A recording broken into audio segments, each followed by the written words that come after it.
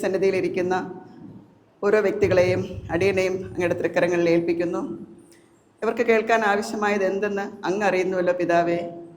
അങ്ങയുടെ പരിശുദ്ധാത്മാവിനാൽ അടിയനെ നിറച്ച് ഇവർക്ക് കേൾക്കുവാനുള്ളതും ഇവരുടെ ജീവിതത്തിൽ പാഠങ്ങളാകുവാനുള്ള വാക്കുകൾ പറയുവാൻ തക്കവണ്ണം അടിയനെ അനുഗ്രഹിക്കണമേ. കേൾക്കുന്നവരെ അനുഗ്രഹിക്കണമേ. കർത്താവ് യേശുവിൻ്റെ നാമത്തിൽ തന്നെ ആമേൻ.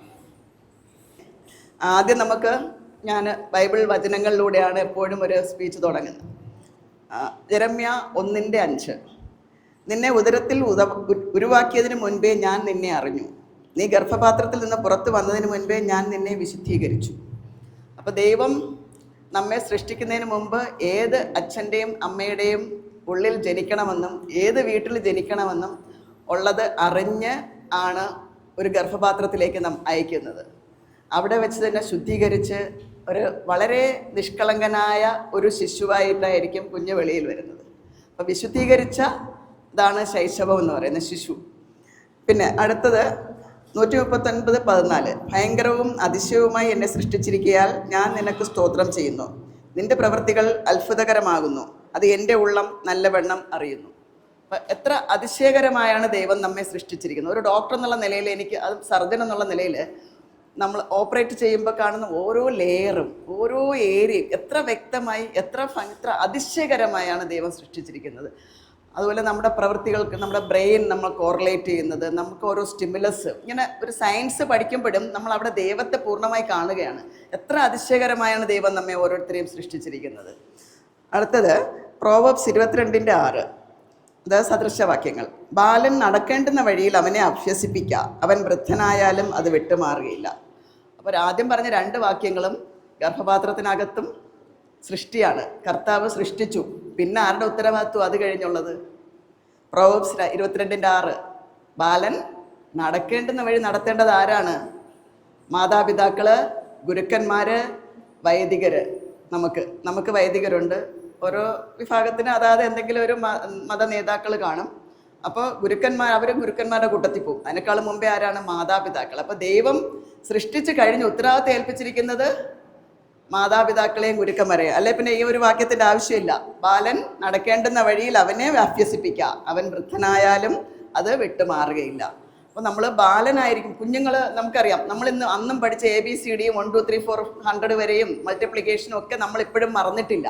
പക്ഷെ ഇപ്പം പഠിക്കുന്ന വലിയ വലിയ കാര്യങ്ങൾ പലതും മറന്നു പോകുന്നുണ്ട്. അപ്പോൾ എപ്പോഴാണ് ബ്രെയിൻ ഡെവലപ്പ് ചെയ്യുന്നത്? ബാലനായിരിക്കുമ്പോൾ, ഏറ്റവും കുഞ്ഞായിരിക്കുമ്പോഴാണ് ബ്രെയിൻ ഡെവലപ്പ് ചെയ്യുമ്പോൾ. ആ സമയത്ത് കരുതുന്നതും കൊണ്ടു നടക്കുന്നതും ആരാണ്? മാതാപിതാക്കളാണ്. ശിശു ഗർഭപാത്രത്തിലായിരിക്കുമ്പോൾ അമ്മയുടെ ന്യൂട്രീഷനിൽ നിന്ന്, അമ്മ കഴിക്കുന്ന ഭക്ഷണത്തിൽ നിന്ന് അംബിലിക്കൽ കോഡിലൂടെ കുട്ടിക്ക് ന്യൂട്രീഷൻ ലഭിക്കുന്നു. വെളിയിൽ വരുമ്പോൾ അമ്മയുടെ പാല് കുടിക്കുന്നു ആദ്യത്തെ 4 മാസം. അത് കഴിഞ്ഞ് സെമി സോളിഡ് നമ്മൾ കുറുക്കും മറ്റും എല്ലാം കൊടുത്ത് നമ്മൾ സാധാരണ ഭക്ഷണത്തിലേക്ക് ക്രമേണ കൊണ്ടുവരുന്നു 1 വയസ്സ് വരെ.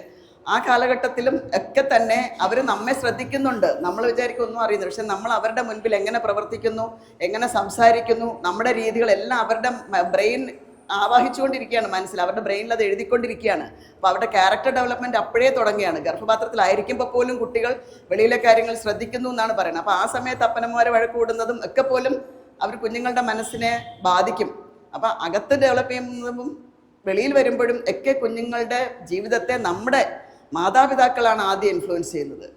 അപ്പോൾ ആദ്യം കുഞ്ഞ് ജനിച്ചു വീഴുന്നു. ഇത് കഴിയുമ്പോൾ ആദ്യം കിടക്കുന്ന കുഞ്ഞായിരിക്കും. പിന്നെ കമിഴ്ന്ന് വീഴുന്നു, എഴയുന്നു, പിടിച്ചെഴുന്നേൽക്കുന്നു, നടക്കുന്നു, പിടിച്ചു നിൽക്കുന്നു, നടക്കുന്നു. ഇതെല്ലാം അപ്പനമ്മമാരുടെ കെയറിലാണ് നടന്നു പോകുന്നത്. ഇത് കഴിഞ്ഞിട്ട് ബാലൻ എന്ന് പറയുന്നത് ബാല്യം, അത് ശൈശവം കഴിയുമ്പോൾ ബാല്യമായി. ഈ ബാലൻ എന്ന് പറയുന്ന സമയത്താണ് ചെറുതായിട്ട് ഗുരുക്കന്മാർ അവരുടെ ജീവിതത്തിലേക്ക് കടന്നു വരുന്നത്. നഴ്സറി സ്കൂളും അംഗൻവാടിയും ഒക്കെ ആയിട്ട്, അതുപോലെ പള്ളിയിലെ സൺഡേ സ്കൂളും ഒക്കെ. അവിടെ നിന്ന് അവർ പിന്നെ കുറച്ച് പാഠങ്ങൾ പഠിച്ചു തുടങ്ങി. ഇപ്പോഴും അവർ നിഷ്കളങ്കരായിരിക്കും കുറേയൊക്കെ. പക്ഷെ ഒരു സ്റ്റേജുണ്ട്.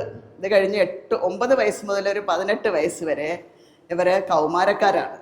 കൗമാരം എന്ന് പറയുന്നത് ഒരു പ്രത്യേക കാലഘട്ടമാണ്.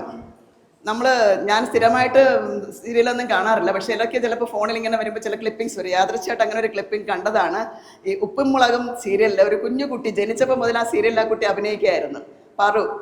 അപ്പോൾ അവൾ ചോദിക്കുന്ന ഒരു ചോദ്യം ഈയിടയ്ക്ക് ഞാൻ കേട്ടു. ഞാൻ കുട്ടിയാണോ, ഞാൻ വലുതാണോ, എനിക്കറിഞ്ഞൂടാ, നിങ്ങൾ പറ.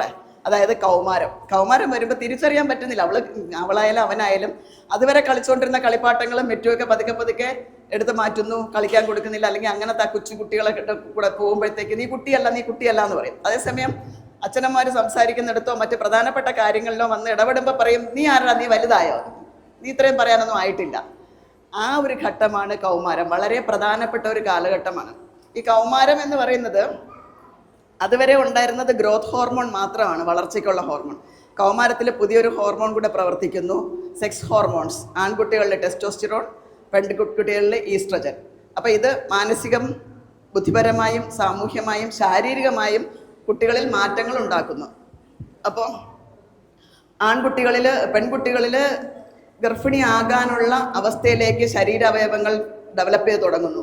ഗർഭപാത്രം, ഓവറി, ബ്രസ്റ്റ് ഫീഡിങ്ങിന് ബ്രസ്റ്റ് ഒക്കെ ഡെവലപ്പ് ചെയ്ത് തുടങ്ങുന്നു. ഒപ്പം ചില ഏരിയകളിൽ ഹെയർ ഡെവലപ്മെൻറ്റ് തുടങ്ങുന്നു, കക്ഷത്തിലും ജെനിറ്റൽ ഏരിയയിലും. ആൺകുട്ടികൾക്കും അതുപോലെ തന്നെ ടെസ്റ്റിസിൻ്റെ ഡെവലപ്മെൻറ്റും ടെസ്റ്റോസ്റ്റിറോൺ പ്രൊഡക്ഷനും തുടങ്ങുന്നു. അതോടൊപ്പം ഈ ഹെയർ, മുഖത്തെ ചെറുപ്പൊടി മീശകൾ, കക്ഷത്ത്, ജെനിറ്റൽസിലൊക്കെ രോമങ്ങൾ ഉണ്ടാകുന്നു, ശബ്ദത്തിന് മാറ്റം വരുന്നു, ആഡംസ് ആപ്പിൾ ഡെവലപ്പ് ചെയ്യുന്നു. ഇങ്ങനെ കുറേ മാറ്റം. കുട്ടികൾക്ക് തന്നെ അതിശയമായിരിക്കും, അവർ തന്നെ ആദ്യം അയ്യോ ഇതെന്താ. അപ്പം ഈ ഘട്ടത്തിലെല്ലാം ആരാ അവർക്ക് സപ്പോർട്ടും ഈ മാറ്റങ്ങളെക്കുറിച്ചും അവരുടെ ബുദ്ധിമുട്ടുകളെ സഹകരിച്ച് പറഞ്ഞു കൊടുക്കേണ്ടുന്നത് മാതാപിതാക്കളുടെ ഉത്തരവാദിത്വമാണ്. മാതാപിതാക്കൾ ഒരിക്കലും ഒരു പേടിപ്പിക്കുന്ന ആൾക്കാരായിട്ട് കുട്ടികൾക്ക് തോന്നാൻ പാടില്ല. എല്ലാത്തിനും തല്ലുന്ന, എല്ലാത്തിലും വഴക്ക് പറയുന്നത്, എന്ത് പറഞ്ഞാലും വഴക്ക് പറയുന്ന ഒരു അപ്പനോ അമ്മയെന്ന് കേട്ട് കഴിഞ്ഞാൽ പിള്ളേരൊരിക്കലും ഓപ്പൺ ആകത്തില്ല. കുഞ്ഞുങ്ങൾക്ക് ഏതവസ്ഥയിലും വന്ന് പറയാൻ പറ്റുന്ന ഒരു സ്ഥലമാണ് എൻ്റെ അമ്മ, എൻ്റെ അപ്പൻ എന്നുള്ള ബോധ്യം അവരിൽ ഉണ്ടാകത്തക്കവണ്ണം വേണം അവരെ വളർത്താൻ. അല്ലാതെ പേടിപ്പെടുത്തുന്ന ഒരു സ്ഥലമായിട്ട് വളർത്തിക്കഴിഞ്ഞാൽ ഇവരുടെ അവസ്ഥകൾ പറയാൻ വെളിയിലെ ആൾക്കാരെ കണ്ടുപിടിക്കും. അത് തെറ്റായ മാർഗത്തിലേക്ക് അവരെ നയിക്കും. പക്ഷെ ശരിയായ മാർഗത്തിൽ അവർ വളരണമെങ്കിൽ അവർക്ക് വന്നു ചേരാനും ബുദ്ധിമുട്ടുകൾ പറയാനുമുള്ള ഒരു സ്ഥലമാണ് എൻ്റെ അപ്പനും അമ്മയും എൻ്റെ ഗുരുക്കന്മാരും എന്ന് തോന്നണം. ഭീഷണിയുടെ സ്ഥലമല്ല, ഭയപ്പെടുത്തുന്ന സ്ഥലമല്ല മാതാപിതാക്കന്മാരും ഗുരുക്കന്മാരും. അവരുടെ താങ്ങും തണലും ചേർത്ത് പിടിക്കുന്നവരുമാണ് എന്നവർക്ക് മനസ്സിലാവണം. ആ രീതിയിൽ വേണം കുട്ടികൾക്ക് ഈ സമയത്ത് നമ്മുടെ സപ്പോർട്ട് കൊടുക്കേണ്ടത്. ഇപ്പോൾ കൗമാരകാലത്തിൻ്റെ വേറൊരു പ്രത്യേകത എന്ന് പറഞ്ഞാൽ ബുദ്ധിപരമായ വളർച്ചയോടൊപ്പം തന്നെ എടുത്തുചാട്ടത്തിൻ്റെ ഒരു പ്രായമാണ്. എനർജി ഒരുപാട് കൂടുതലായിരിക്കും, ഒന്നും ചിന്തിച്ച് പ്രവർത്തിക്കത്തില്ല, കാരണം എക്സ്പീരിയൻസ് ഇല്ല. നമുക്ക് വർഷം കഴിയും തോറും നമ്മൾ അനുഭവ സമ്പത്തുള്ളവരാകുന്നു. ഇവർക്ക് അനുഭവ സമ്പത്തില്ല, അവർ കാണുന്നതിനപ്പം തന്നെ അതിനുവേണ്ടി പ്രവർത്തിക്കുന്നു. അപ്പം മാതാപിതാക്കളോട് ചോദിച്ച് ഇത് ചെയ്യുന്നത് ശരിയാണോ തെറ്റാണോ എന്ന് ചോദിച്ച് അവർക്ക് പ്രവർത്തിക്കാൻ ഉള്ള ഒരു ബോധ്യം അവർക്ക് നമ്മൾ കൊടുക്കണം. എന്ത് ചിന്തിക്കുമ്പോൾ പ്രവർത്തിക്കുമ്പോഴും അല്ലെങ്കിൽ ചില കാര്യം സംശയങ്ങൾ തോന്നുമ്പോൾ ഞങ്ങളോട് വന്ന് നീ ചോദിച്ചിട്ടേ ചെയ്യാവൂ എന്നുള്ള. അതുപോലെ എൻ്റെയൊക്കെ ചെറുപ്പകാലത്ത് എൻ്റെ പിതാവ് വളരെയേറെ മോറൽ സ്റ്റോറീസ് പറഞ്ഞു തരുമായിരുന്നു. കൊച്ചു കഥകളിലൂടെ മോറൽസ് പറഞ്ഞു തരും. അപ്പോൾ അതൊക്കെ കുട്ടികൾക്ക് കുഞ്ഞായിരിക്കുമ്പോൾ തന്നെ മാതാപിതാക്കൾ, മുത്തശ്ശിമാരൊക്കെ ഉള്ള വീട്ടിൽ മോറൽ സ്റ്റോറീസ് പറഞ്ഞു കൊടുക്കാം, കുഞ്ഞു കഥകൾ പറഞ്ഞു. അപ്പോൾ അതിലുള്ള അനുഭവമാണ്. ഇങ്ങനെ ചെയ്താൽ ഇങ്ങനെയാണ് സംഭവിക്കുന്നത്. ചില അനുഭവങ്ങൾ അവരുടെ മനസ്സിൽ കിടന്നാൽ അവർക്ക് ഓരോ അവസ്ഥകൾ വരുമ്പോൾ ചിലപ്പോൾ പെട്ടെന്ന് അത് ഓർമ്മ വരും, ഇങ്ങനെ ചെയ്താൽ ഇങ്ങനെയൊക്കെ സംഭവിക്കാം. അപ്പം മോറൽസ് ഒക്കെ കുഞ്ഞുങ്ങൾക്ക് പറഞ്ഞു കൊടുക്കണം. പക്ഷേ ഇന്ന് പലരും എന്താണ് സംഭവിക്കുന്നത്, നമുക്ക് ജോലി കൂടുതലുള്ള സമയത്ത് ഒരു ഫോൺ എടുത്തങ്ങ് കൈ കൊടുക്കും, ഇൻ്റർനെറ്റ്. അതിൽ ഗെയിംസൊക്കെ വന്നതിന് ബ്രെയിൻ വളരുന്ന സമയമാണ്. ഗെയിംസൊക്കെ തന്നെ സ്പീഡ് ടക്കടക്കടക്കട എല്ലാ കാര്യങ്ങളും കിട്ടുന്ന ഒരു സ്ഥലമാണ്. അപ്പോൾ അവരുടെ ബ്രെയിൻ ആ രീതിയിലായിരിക്കും ഡെവലപ്പ് ചെയ്യണം. ടക്കടക്കടകട കാര്യങ്ങൾ അവർക്ക് ആ ചിന്തിച്ച് വന്ന് സാവകാശം എടുക്കാനുള്ള കഴിവ് നഷ്ടപ്പെടും. മാത്തമെറ്റിക്സ് പോലും പിള്ളേർക്ക് നഷ്ടപ്പെടും. ഇങ്ങനെ വരുമ്പോൾ കൂട്ടി കുറച്ച് ഹരിച്ചൊക്കെ ആൻസർ കണ്ടുപിടിക്കാനുള്ള ക്ഷമയില്ലാതെ ആകും. സ്വഭാവത്തിലെ വ്യതിയാനങ്ങൾ വരും. അപ്പം കുഞ്ഞുങ്ങളെ നമ്മുടെ സമയം ഇല്ല എന്ന് വിചാരിച്ചിട്ട് ആദ്യത്തെ കളിപ്പാട്ടമായി ഫോൺ കൊടുക്കാതിരിക്കാൻ ശ്രദ്ധിക്കുക. ഫോൺ കൊടുക്കേണ്ട പ്രായം 10, 17, 18 വയസ്സൊക്കെ അവർ ഇൻ്റർനെറ്റിലൂടെ തന്നെ ചില കാര്യങ്ങൾ അവർക്ക് കണ്ടുപിടിച്ച് പഠിക്കേണ്ട, പ്രോജക്റ്റ് ചെയ്യേണ്ട ആവശ്യം വരും, സ്കൂളിൽ പ്രോജക്റ്റ് ചെയ്യേണ്ട ആവശ്യം വരും. ആ സമയത്ത് മാതാപിതാക്കളുടെ കൺട്രോളിൽ ഇൻ്റർനെറ്റിലെടുത്ത് അവർക്ക് ആവശ്യമുള്ളത് കാണിച്ചു കൊടുക്കുക, എഴുതിക്കുക, പറഞ്ഞു. എപ്പോഴും മാതാപിതാക്കൾ മക്കൾ വളർന്ന് പൂർണ്ണമായ ഉത്തരവാദിത്തത്തിൽ സെൽഫ് ഡിപ്പെൻഡൻ്റ് ആകുന്നത് വരെ അവരുടെ ഒരു കൂട്ടായ്മയും സഹകരണവും എപ്പോഴും മക്കളോടൊപ്പം ഉണ്ടാകണം. വളർന്നു പോയി എന്ന് ചിന്തിക്കാതെ ഒരു 18, 19, 20 വയസ്സാകുന്നവരെ നമ്മുടെ ഒരു സഹകരണം, നമ്മുടെ ഒരു കണ്ണ് എപ്പോഴും അവരോടൊപ്പം ഉണ്ടാകണം. കുട്ടികൾ മുറി പൂട്ടിയിരുന്ന് ഫോൺ കളിക്കുന്നത്, അപ്പോൾ ആ സമയത്ത് വേറൊരു പ്രോബ്ലം, ഇൻ്റർനെറ്റ് എടുക്കുമ്പോഴത്തേക്ക് അവർക്ക് ആവശ്യമുള്ള സാധനങ്ങൾ നോക്കുന്ന ഇടയ്ക്കൂടെ പോപ്പപ്സ് എന്ന് പറഞ്ഞ് ചില അല്ലാത്തതൊക്കെ കയറി വരും. അറിയാതെ ആരെങ്കിലും ആ ലിങ്കിലൊക്കെ ക്ലിക്ക് ചെയ്ത് പോകുമ്പം ഇവരുടെ ആകാംക്ഷയെ ഉണർത്തുന്ന പല കാര്യങ്ങളായിരിക്കും ചിലപ്പോൾ വരുന്നത്. പ്രത്യേകിച്ച് കൗമാരക്കാരിൽ ഈ സെക്ഷൽ ഇത് കൂടുതലായിരിക്കും, ഹോർമോൺസ്. അപ്പം ഇവർക്ക് പലതും അറിയില്ല. അപ്പം അറിയാനുള്ളൊരു ത്വരയുണ്ട്. ആ സമയത്ത് ഇങ്ങനത്തെ സാധനങ്ങൾ വരുമ്പോൾ അതിലോട്ടങ്ങ് കയറി ചിലപ്പോൾ അറിയാതെ തെറ്റിപ്പോവും. പിന്നെ കൗമാരത്തിൽ വരുന്ന വേറെ ഒന്നാണ്, നമ്മൾ അതുവരെ വീട്ടിലും ഒക്കെ ആയിരുന്ന കുട്ടികൾ മറ്റ് കൂട്ടുകാരെ കാണുന്നു, പിയർ പ്രഷർ എന്ന് പറയും. നമ്മുടെ സ്വന്തം മറ്റു കൂട്ടുകാരും സമപ്രായക്കാരോ അതിന് മുകളിലുള്ളവരും ഒക്കെ ആയിട്ടുള്ള കൂട്ടുകെട്ടും അവരുടെ ഉപദേശങ്ങൾ സ്വീകരിക്കുന്ന ഒരു അവസ്ഥയിലേക്ക് പിള്ളേർ സാവകാശം പോകും. അപ്പോൾ ആ പിയർ പ്രഷർ കാരണം തന്നെ ദുശീലങ്ങളിലേക്ക് പോകാം. അപ്പം അതെല്ലാം ഇവർക്ക് വന്ന് പറയാനുള്ള സാഹചര്യം വീട്ടിലുണ്ടെങ്കിൽ പലപ്പോഴും ഈ പിയർ പ്രഷർ കുറഞ്ഞിരിക്കും. അപ്പം പലപ്പോഴും ദുശീലങ്ങളിലേക്ക് പോകുന്നത് പിയർ ഗ്രൂപ്പ്സിൻ്റെ പിയർ പ്രഷറിലൂടെയാണ്. ഞാനിന്ന് മദ്യപിച്ചു, അത് നല്ല രസമാണ്, സുഖമാണ്, നീ ഒന്ന് ഇച്ചിരി തൊട്ട് നോക്ക് എന്ന് പറയുകയോ ജ്യൂസിൽ ചേർത്ത് കൊടുത്ത് അറിയാതെ ട്രാപ്പ് ചെയ്യുകയൊക്കെ ചെയ്യാം. അപ്പം ഇതെല്ലാം പിള്ളേർക്ക് പറ്റുന്ന അബദ്ധങ്ങളായാലും വന്ന് വീട്ടിൽ പറയാനുള്ളൊരു സാഹചര്യം വീട്ടിലുണ്ടാവണം. അത് കഴിഞ്ഞ് നമുക്ക് കുഞ്ഞുങ്ങളുടെ ദുശീലങ്ങൾ, കുഞ്ഞുങ്ങൾ ഇവിടെ ഇല്ല, വലിയവർക്കത് വേണോ എന്നാലും പറഞ്ഞു തുടങ്ങാം. അപ്പോൾ പ്രധാനമായും ആദ്യം ഞാൻ പറഞ്ഞ ഫോണിൻ്റെ അഡിക്ഷൻസ്, ഫോൺ അഡിക്ഷൻ. അത് നമുക്ക് ബാല്യത്തിലെ തന്നെ ഫോൺ അധികം കൊടുക്കാതെയും പിള്ളേർ നിർബന്ധ ബുദ്ധിയൊക്കെ കാണിക്കുക. അപ്പോൾ കാര്യം പറഞ്ഞ് മനസ്സിലാക്കിയാൽ മതി. നിനക്ക് ആവശ്യമുള്ള കാര്യങ്ങൾ ഞങ്ങൾ ചെയ്തു തരും, ആവശ്യമുള്ളത് ഇപ്പം കയ്യിൽ തരും, നിനക്ക് സെൽഫായിട്ട് അല്ലെങ്കിൽ സ്വന്തമായി ഫോൺ ഉപയോഗിക്കേണ്ട ഒരാവശ്യം വരുന്ന കാലഘട്ടത്തിൽ നിനക്കായി ഒരു ഫോൺ വാങ്ങിത്തരും. ഇതെല്ലാം പറഞ്ഞ് മനസ്സിലാക്കി അവരെ പക്വതയോടെ വളർത്തിയെടുക്കുക. പിന്നെ വരുന്ന അഡിക്ഷൻസ് എന്ന് പറയുന്നതാണ് മദ്യപാനം, പുകവലി, ഡ്രഗ്സ്, പിന്നെ പാൻ പരാഗ് അങ്ങനെ പോലുള്ളത്, പുകയില. അപ്പം ഇതുകൊണ്ടുള്ള ദോഷങ്ങൾ അവരെ പറഞ്ഞ് മനസ്സിലാക്കണം ആദ്യം. അല്ലാതെ നീ അത് ചെയ്യല്ലെന്ന് പറയുമ്പോൾ ചെയ്യാനുള്ള ത്വര കൂടുതലായിരിക്കും. അപ്പോൾ നമുക്ക് ഓരോന്നായിട്ട് തുടങ്ങാം. മദ്യപാനം എന്ത് ചെയ്യും, മദ്യപാനം കൊണ്ട് എന്താ സംഭവിക്കുക, അത് വലിയവരും കൂടെ അറിയേണ്ട കാര്യമാണ്. മദ്യപാനത്തിൻ്റെ ഈ എല്ലാം മദ്യപാനം, ഡ്രഗ്സ്, ആൽക്കഹോൾ, പുകയില, പുക വസ്തുക്കൾ, ഇതിനെല്ലാം തന്നെ അഡിക്ഷൻ എന്ന് പറയുന്ന സംഭവമാണ്. അഡിക്ഷൻ എന്ന് പറഞ്ഞാൽ നമ്മുടെ ബ്രെയിനിൽ നമുക്ക് സന്തോഷം തരുന്ന ദുഃഖം തരുന്നതായിട്ടുള്ള 2 കെമിക്കൽസ് ഉണ്ട്, ഡോപ്പമിനും സീറോട്ടോണിനും. അപ്പോൾ ഈ ചില വസ്തുക്കൾ നമ്മുടെ ശരീരത്തിനകത്തുമ്പോൾ ഡോപ്പമിനർജിക്ക് എന്ന് പറയും, ഡോപ്പമിൻ കൂടുതൽ ഉണ്ടാക്കും. അപ്പോൾ വല്ലാത്തൊരു ആവേശവും സന്തോഷവും ഒക്കെ, സന്തോഷം പ്രൊഡ്യൂസ്. നമ്മളിപ്പോൾ രണ്ടുപേരുടെ ഒന്നിച്ചിരുന്ന് സംസാരിച്ചിരിക്കുമ്പോഴും ഡോപ്പമിനാണ് ഉണ്ടാകുന്നത്. ആ ഒരു അഡിക്ഷൻ ഭയങ്കര നല്ലതാണ് അല്ലേ? നമ്മൾ സന്തോഷിക്കുന്നു, ചിരിക്കുന്നു, ഒരു പുഞ്ചിരി പോലും നമ്മളിൽ ഡോപ്പമിൻ ഉണ്ടാക്കും. അപ്പോൾ ചിരിക്കാൻ പഠിക്കുക, അതാണ് ആദ്യം പഠിക്കേണ്ടത്. അപ്പോൾ അത് തന്നെ നമുക്ക് ഡോപ്പമിൻ ഉണ്ടാക്കും. അപ്പം ആ ഡോപ്പമിൻ അമിതമായ അളവിലുണ്ടാക്കും ഈ അഡിക്റ്റഡ് സാധനങ്ങൾ ഉണ്ടാക്കുമ്പോൾ. അത് നമ്മളെ ശരീരത്തിൻ്റെ ഓരോ സന്തോഷം തരുന്ന റിസപ്റ്റേഴ്സിലും ബ്രെയിനിലും എല്ലാം ഈ ഡോപ്പമിൻ ചെന്ന് പിടിച്ചിരിക്കും. അപ്പോൾ ഇത് ഓരോ തവണ കഴിയും തോറും നമുക്ക് ഇന്നലെ കിട്ടിയ ലെവലിൽ അടുത്ത ദിവസം കിട്ടണമെങ്കിൽ ഇച്ചിരി കൂടെ കൂടുതൽ കഴിക്കേണ്ടി വരും. അപ്പോൾ അടുത്ത ദിവസം ആകുമ്പോൾ ഇച്ചിരി കൂടെ കൂടുതൽ വേണ്ടി വരും. പെട്ടെന്നൊരു ദിവസം നിർത്തിയാലോ ഇതെല്ലാം പെട്ടെന്ന് ഇതിൻ്റെ നെഗറ്റീവ് എഫക്ട്സ് കാണിക്കാത്ത വിഡ്രോവൽ സിംറ്റംസ് എന്ന് പറയും. ഞങ്ങൾക്ക് ചില പേഷ്യൻസ് വരാറുണ്ട്, മദ്യപാനികളൊക്കെ ആയിട്ട് ഉണ്ടായിരുന്നവർക്ക് അപകടം പറ്റിയൊക്കെ വാടി വരുമ്പോൾ ഹോസ്പിറ്റലിനകത്തുനിന്ന് കിട്ടത്തില്ലല്ലോ ആൽക്കഹോൾ. അപ്പോൾ വിഡ്രോവൽ സിംറ്റംസിനെ പിന്നെ നമ്മൾ ട്രീറ്റ് ചെയ്യണം. കാരണം ഇവർ പെട്ടെന്ന് അജിറ്റേറ്റഡ് ആവും, ഓർമ്മക്കുറവ് വരും, പിന്നെ വേറെ എന്തൊക്കെയോ വേറെ സ്വഭാവം, വേറെ വ്യക്തികളെ പോലെ ഡെലൂഷൻ, ഹാലൂസിനേഷൻ എന്നൊക്കെ പറയും. വേറെ സ്വപ്നങ്ങൾ അല്ലെങ്കിൽ ഉപദ്രവിക്കാനുള്ള ടെൻഡൻസി, ചിലപ്പോൾ മയക്കത്തിലേക്ക് പോകുക, ഇങ്ങനെ പല ഡെലിറിയം എന്നൊക്കെ ഞങ്ങൾ പറയും. ഡെലിറിയം അല്ലെങ്കിൽ എൻസെഫലോപ്പതിയൊക്കെ പോലെയൊക്കെ ആയി മാറും. അപ്പോൾ അത് വിഡ്രോവൽ സിംറ്റംസ് ആണ്. അപ്പം ഒത്തിരി അഡിക്റ്റഡ് ആയി കഴിഞ്ഞാൽ പിന്നെ പെട്ടെന്ന് നിർത്തുമ്പം വിഡ്രോവൽ സിംറ്റംസ് വരും. അപ്പോൾ അതിൻ്റെതായ ട്രീറ്റ്മെൻറ്റ് വേണ്ടി, അഡിക്ഷനൊക്കെ പോലുള്ള ചികിത്സ വേണ്ടി വരും. അപ്പോൾ അത്രയും ചെന്ന് എത്താതിരിക്കാനാണ് ആദ്യം ശ്രദ്ധിക്കേണ്ടത്. അതുപോലെ തന്നെയാണ് ഡ്രഗ്സ്. ഇപ്പം എനിക്കറിയില്ല അത് എങ്ങനെ നമ്മുടെ നാട്ടിൽ ഇത്രയും അധികമായി എന്ന്. നമ്മുടെ സമൂഹം അല്ലെങ്കിൽ നമ്മുടെ കേരളവും ഭാരതവും ഒക്കെ ഡെവലപ്പിംഗ് കൺട്രിയാണ്. ഒരു ഡെവലപ്മെൻറ്റ് ലെവൽ കഴിഞ്ഞ് അടുത്ത ലെവലിലേക്ക് നമ്മൾ പൊയ്ക്കൊണ്ടിരിക്കുമ്പോഴാണ് പെട്ടെന്ന് ഇത് കയറി അമിതമായത്. അപ്പം ഏതെങ്കിലും ഒരു ശത്രു രാജ്യമാണോ, ശത്രുതയുള്ള നമ്മുടെ ഉള്ളിലെ തന്നെ സമൂഹമാണോ, നമ്മുടെ അടുത്ത ഏറ്റവും ഒരു രാജ്യത്തെ അല്ലെങ്കിൽ ഒരു സമൂഹത്തെ നശിപ്പിക്കാനുള്ള ബെസ്റ്റ് എന്ന് പറയുന്നത് വളർന്നു വരുന്ന തലമുറയെ നശിപ്പിക്കുക എന്നുള്ളതാണ്. അപ്പോൾ അടുത്ത തലമുറ ഡെവലപ്പ് ചെയ്തില്ലെങ്കിൽ ആ രാജ്യം മുടിഞ്ഞു. അപ്പം നമ്മളെ രാജ്യത്തിന് മുടിക്കാൻ ബോംബൊന്നും വേണ്ട, ഒരു തലമുറയാലും നശിപ്പിച്ചാൽ മതി. അപ്പം അങ്ങനത്തെ ഒരു പാട്ടാണോ, എങ്ങനെയാണോ ഇത് അധികമായി അമിതമായി കടന്നു വന്നു? നമ്മൾ 2 മാസം മുമ്പ് വരെ ഡെയിലി കേൾക്കുമായിരുന്നു, അപ്പനെ കൊല്ലുന്നു, അമ്മയെ കൊല്ലുന്നു, സഹോദരങ്ങളെ കൊല്ലുന്നു, അമ്മയെ അപ്പനെ തിരിച്ചറിഞ്ഞിടാതെ മറ്റു രീതിയിൽ ഉപദ്രവിക്കുന്നു. ഇതെല്ലാം നമ്മൾ കേൾക്കുന്നു. ഇതൊക്കെ എവിടെ നിന്നാണ്? നമ്മുടെ ബ്രെയിൻ എന്ന് പറഞ്ഞാൽ ഫ്രോണ്ടൽ ലോബ് ഉണ്ട് നമുക്ക്, ബ്രെയിനിലെ ഫ്രോണ്ടൽ ലോബ്.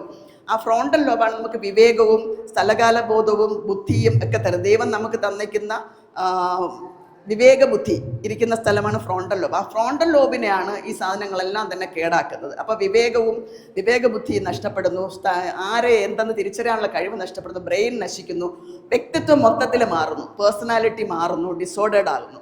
അപ്പോൾ ഇത് ഡ്രഗ്സിന് ഇച്ചിരി കൂടുതലാണ്, ആൽക്കഹോളിനേക്കാളും ആൽക്കഹോളിനുണ്ട്. ആൽക്കഹോൾ ഉണ്ടാക്കുന്നത് ഇനി ഞാൻ പറയാം, ആൽക്കഹോൾ ഉണ്ടാക്കുന്ന ചില ദോഷങ്ങൾ ഇനിയും പറയാനുണ്ട്. അപ്പോൾ ഈ അഡിക്ഷൻസിൻ്റെ കാര്യം ആദ്യം പറഞ്ഞിട്ട് ഒന്നിൻ്റെ ശാരീരികമായ ബുദ്ധിമുട്ടിലേക്ക് കടക്കാമെന്ന് വിചാരിച്ചു. അപ്പോൾ ഈ ബ്രെയിൻ അപ്പോൾ സ്വഭാവത്തിൽ മൊത്തത്തിൽ വ്യത്യാസം വരുന്നു ഡ്രഗ്സ് എടുക്കുമ്പോൾ. ഈ ആൽക്കഹോള്, ഡ്രഗ്സ്, പിന്നെ പുകവലിയിലും ഇതുപോലെ തന്നെ ഇത്രയും അഡിക്ഷൻ ഇല്ലെങ്കിലും പുകയുടെ ഇപ്പോൾ അഡിക്ഷൻസ് ഉള്ള സാധനങ്ങളുണ്ട്. കഞ്ചാവ്, മരിജുവാന പോലെ ഇങ്ങനത്തെ പല പല സാധനങ്ങൾ, പിന്നെ സിന്തറ്റിക് ഡ്രഗ്സ്, ഇങ്ങനെ പല സാധനങ്ങളും ഇപ്പോൾ സമൂഹത്തിൽ അവൈലബിൾ ആയിരുന്നു. പെട്ടെന്ന് തന്നെ നമ്മുടെ ഗവൺമെൻറ് എക്സൈസ് ഡിപ്പാർട്ട്മെൻറ്റും ആക്റ്റീവായി, അവർ നല്ല ആക്റ്റീവായതോടെ എന്തുമാത്രം ഇപ്പോൾ കുറഞ്ഞു എന്ന് നോക്കിക്കുക. അപ്പോൾ ഇതെല്ലാം ഉണ്ടായത് ഡ്രഗ്സിലൂടെ തന്നെയായിരുന്നു. നമ്മുടെ സമൂഹത്തെ നശിപ്പിക്കാൻ ആരോ തുടങ്ങി വെച്ച പദ്ധതിയായിരുന്നു. ഇനി ഓരോന്നിൻ്റെയും ദോഷങ്ങളിലേക്ക് നമുക്ക് പോവാം. മദ്യപാനം ഞാൻ നേരത്തെ പറഞ്ഞു, ബൗദ്ധികമായ നിലയിലും പേഴ്സണാലിറ്റിയിലും വ്യത്യാസം വരും. അതോടൊപ്പം തന്നെ നമ്മളെ ശരീരത്തിൽ വേറെയും മാറ്റങ്ങൾ അത് ഉണ്ടാക്കുന്നുണ്ട്.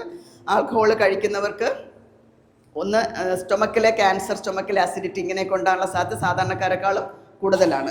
ഒപ്പം തന്നെ ഏറ്റവും കൂടുതൽ ഇൻഫ്ലുവൻസ് ചെയ്യുന്ന കരളിലാണ്. ഇതിൻ്റെ മെറ്റബോളിസം നടക്കുന്ന കരളിലായതുകൊണ്ട് കരളിൻ്റെ സിറോസിസ് എന്ന് പറഞ്ഞ ഒരു രോഗം, കരൾ ചുരുങ്ങിപ്പോകുന്ന, കരൾ ഫൈബ്രസ് ടിഷ്യൂ ആകുന്ന ഒരവസ്ഥ വരും. ഇങ്ങനെ വരുമ്പോഴത്തേക്ക് കരളിൻ്റെ രക്തഓട്ടം വരുന്ന പ്രോട്ടൽ സിസ്റ്റം എന്ന് പറയും. അത് നമ്മുടെ ആമാശയത്തിൻ്റെ താഴെ അറ്റത്താണ് അതിൻ്റെ കുഞ്ഞ് വെയിൻസ് ഉള്ളത്. അപ്പോൾ ആ വെയിൻ എല്ലാം കയറി തടിച്ചിട്ട് പോർട്ടൽ ഹൈപ്പർ ടെൻഷൻ അങ്ങനെ വന്നിട്ട് ആ വെയിൻ പൊട്ടി ബ്ലീഡിങ് വന്നിട്ട് ഹെമറ്റമസിസ് അല്ലെങ്കിൽ അമിതമായ രക്തം ഛർദ്ദിക്കുക, മലത്തിൽ കൂടെ കറുത്ത രക്തം പോവുക. പിന്നെ അതോടൊപ്പം തന്നെ നമ്മുടെ ലിവറാണ് പ്രോട്ടീൻ മെറ്റബോളിസം ഒക്കെ നടത്തുന്നത്, വൈറ്റമിൻ കെയുടെ ഒക്കെ. അപ്പം അത് കാരണം പ്രോട്ടീൻ മെറ്റബോളിസം അബ്നോർമൽ ആകുമ്പോഴത്തേക്ക് മഹോദരം, വയറ് വീർത്ത് മഹോദര രോഗം ഇങ്ങനെയുള്ള രോഗാവസ്ഥയിൽ പോവുകയും മരണത്തിലേക്ക് പോവുകയും ചെയ്യും. അപ്പം തന്നെ ലിവർ സിറോസിസ് ഉള്ളവർക്ക് ലിവർ ക്യാൻസർ വരാൻ സാധാരണക്കാരെക്കാളും സാധ്യത കൂടുതലാണ്.